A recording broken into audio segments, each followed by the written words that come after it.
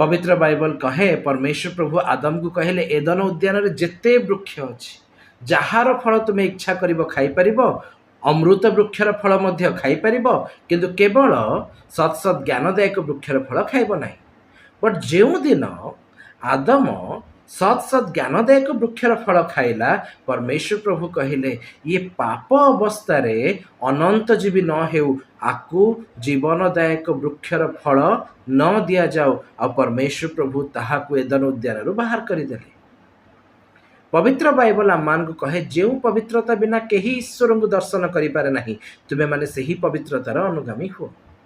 अतएव जदि आज आम मैंने भावुछु जे आम मैंने आदम परी परमेश्वर वाक्यर विरुद्धाचरण करुवा आ प्रभु जीशु को दर्शन कर प्रभु जीशु कहे बेस उत्तम दास आ सिंहासन में बस आम निजे निजक धोखा दौचु।